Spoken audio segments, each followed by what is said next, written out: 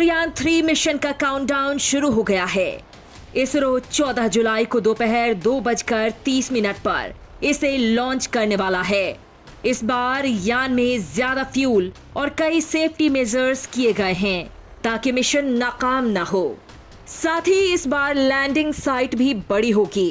दोस्तों, वैसे ना सिर्फ भारत बल्कि अमेरिका से लेकर चीन तक अंतरिक्ष की तरफ बढ़ने वाला हर देश चंद्रमा पर पैर जमाना चाहता है। लिहाजा दोस्तों, आपके लिए भी चंद्रयान 3 की तैयारियों के बीच ये जानना बेहद अहम है कि आखिर चंद्रमा पर खोज मानव जाति के लिए इतनी महत्वपूर्ण क्यों है। आखिर क्यों ये तमाम एजेंसियां एक के बाद एक चंद्रमा पर मिशन भेज रही हैं? और सबसे बड़ा सवाल ये है कि आखिर भारत का इसरो ही क्यों रॉकेट की खास तकनीक का यूज करता है। मतलब चांद पर जहां चीन, अमेरिका और रूस एक सप्ताह के अंदर पहुंच जाते हैं, वहां इसरो क्यों 240 दिन लगा रहा है? इसके पीछे क्या असली गणित है? तो दोस्तों, चंद्रयान 3 के धमाके से पहले जरा इस बात को जानना बेहद जरूरी है। और इस वीडियो में हम आपको बताने वाले हैं कि चंद्रमा ने ही हमेशा हमारी जिज्ञासा को आकर्षित क्यों किया है और इसके रहस्यों की खोज से हमारे अपने अस्तित्व के बारे में क्या बड़ी जानकारियां हम जुटाने वाले हैं। दोस्तों, सबसे पहले तो हम आपको बताते हैं कि चांद से असल में हमें क्या ऐसा मिलने वाला है जिससे अब हमारे ढेरों सवालों के जवाब सामने आ जाएंगे। तो दोस्तों, हर कोई जानता है कि चंद्रमा पृथ्वी से ही बना है, लिहाजा ये पृथ्वी की शुरुआती इतिहास के एक भंडार के रूप में कार्य करता है। भूवैज्ञानिकों की प्रक्रियाओं के कारण जो रिकॉर्ड हमारे गतिशील ग्रह से मिट गए हैं, वो आज भी चंद्रमा पर जिंदा हैं। चंद्रमा की खोज से वैज्ञानिकों को पृथ्वी की उत्पत्ति, अर्थ मून सिस्टम और पृथ्वी के अतीत में एस्टेरॉइड्स के प्रभाव और इनके खतरों के बारे में जानकारी सहज ही मिल जाएगी। दोस्तों, चंद्रमा इंजीनियरिंग से जुड़े कई चैलेंज सामने रखता है। ये वैज्ञानिकों के लिए टेक्नोलॉजी, उड़ान क्षमताओं, जीवन का समर्थन करने वाली प्रणालियों के एक टेस्टिंग ग्राउंड के रूप में कार्य करता है। नासा के मुताबिक चंद्रमा पर मौजूदगी हमें दूसरी दुनिया में रहने और काम करने का अनुभव कराती है। इससे हम तापमान और विकिरण की चरम स्थितियों में सामग्रियों और उपकरणों का परीक्षण कर सकते हैं।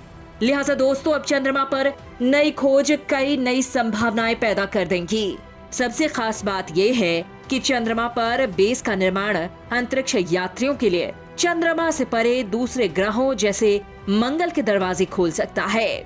इससे हमारे सौर मंडल के भीतर अन्य ग्रहों और उनके चंद्रमाओं पर खोज का मंच तैयार हो सकता है। मतलब दोस्तों, चांद पर इसरो का यान हवाई नहीं है, बल्कि ये एक नई ही दुनिया को खोजने का काम करेगा। और दोस्तों, इस मामले में इसरो ने बेहद ही खास तकनीक यूज की है। दरअसल दोस्तों, अमेरिका महज 4 दिन में चांद पर पहुंच गया था। रूस को भी केवल 4 ही दिन लगे थे। चीन को भी 4 दिन और 12 घंटे लगे थे। लेकिन अब बात आती है भारत की, तो भारत का चंद्रयान 3 चांद पर पहुंचने में 42 दिन लगाएगा। लेकिन ऐसा क्यों?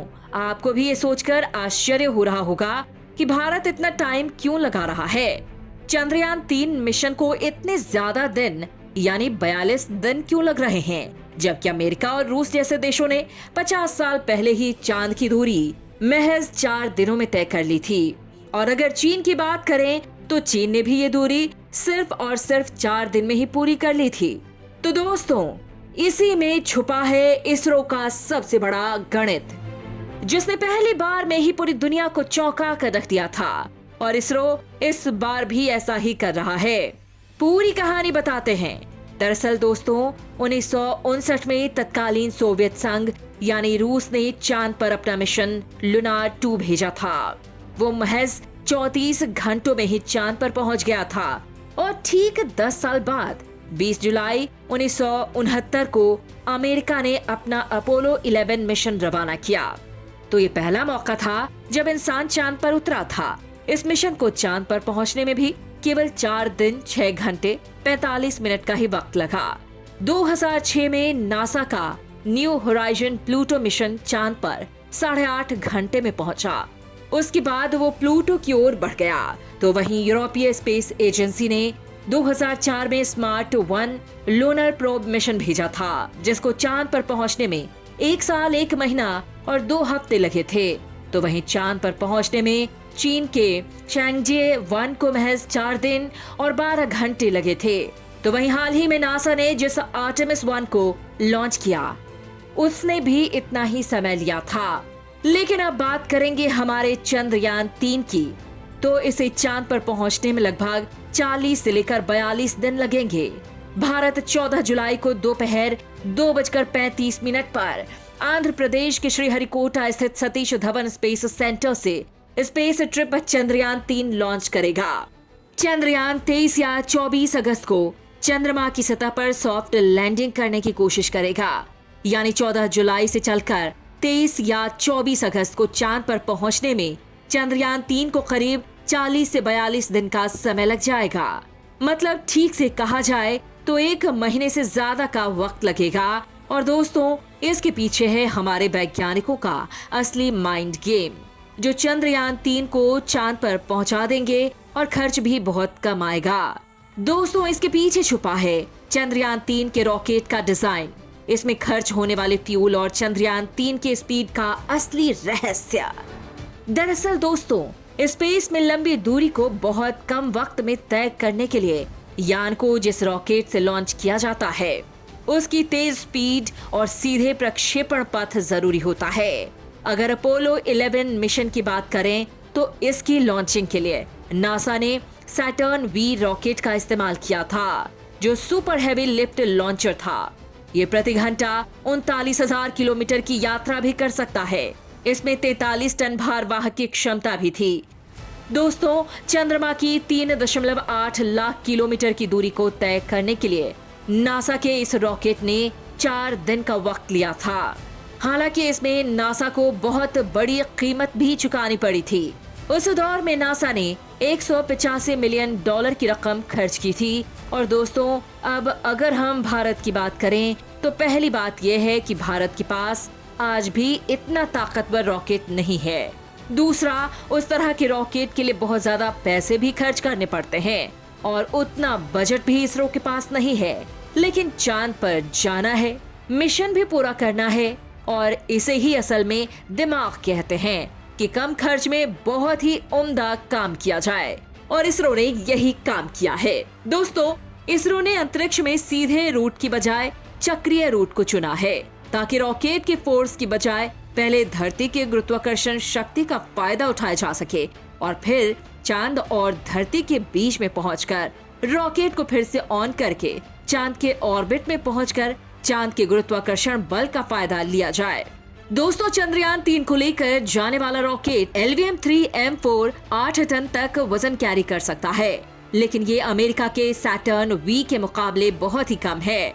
हालांकि चंद्रयान 3 का टोटल वजन 3,900 किलोग्राम ही है, लिहाजा ये रॉकेट वजन कैरी करने के मामले में सफिशिएंट है। लेकिन अगर चांद पर पहुंचने वाले टाइम की बात करें तो ये रॉकेट के साथ साथ इसको ऊर्जा देने वाले ईंधन, उसके प्रकार और उसकी मात्रा पर भी निर्भर करता है। तो इसी के हिसाब से चांद पर जाने वाले रूट को तय किया जाता है। जितने कम दिनों में चांद पर ये पहुंचना चाहेंगे, उतना ज्यादा ईंधन जलेगा और उतना ही ज्यादा खर्चा भी आएगा। फॉर एग्जाम्पल, अगर बात की जाए भारत की, तो जिस LVM-3M4 रॉकेट का इस्तेमाल यहाँ पर किया जा रहा है, वो पहली बार इंसान को चांद पर ले जाने वाले रॉकेट सैटर्न 5 के मुकाबले बहुत ही कम शक्तिशाली है, लेकिन इस पर खर्चा भी बहुत कम आएगा। जी हाँ, दरअसल कम शक्तिशाली और छोटे रॉकेट चांद तक पहुंचने के लिए चांद और पृथ्वी दोनों के गुरुत्वाकर्षण खिंचाव का इस्तेमाल करते हैं, और इसी वजह से उनका ज्यादातर समय इन दोनों की परिक्रमा करने में बीत जाता है। इसमें ईंधन की अगर बात की जाए तो बहुत ही कम ईंधन इसमें खर्च होता है। तो चंद्रयान 3 भी इसी तरह से चांद पर पहुंचेगा, और यही वजह है कि इसको चांद पर उतरने में करीब 40 से लेकर 42 दिन तक लग सकते हैं। इसरो ने चंद्रयान मिशन पर महज 620 करोड़ खर्च किए हैं। इसमें से 375 करोड़ रुपए LVM-3M4 के निर्माण में खर्च किए गए हैं, जो नासा के सैटर्न 5 के मुकाबले बेहद कम रकम है। दोस्तों, चांद पर जाने में जिस स्मार्ट 1 लूनर प्रोब को 1 साल का समय लग गया था, उसमें ईंधन की काफी बचत हुई थी, बल्कि उसमें तो सौर ऊर्जा का भी इस्तेमाल किया गया था। वैसे दोस्तों, आपको एक रोचक बात भी बता देते हैं। अगर आप कार से चांद पर जाना चाहें और अगर ऐसा संभव हो तो आप 100 किलोमीटर प्रति घंटे की चाल से करीब 5.5 महीने में चांद तक पहुंच जाएंगे। वहां इसरो क्यों 40 दिन लगा रहा है?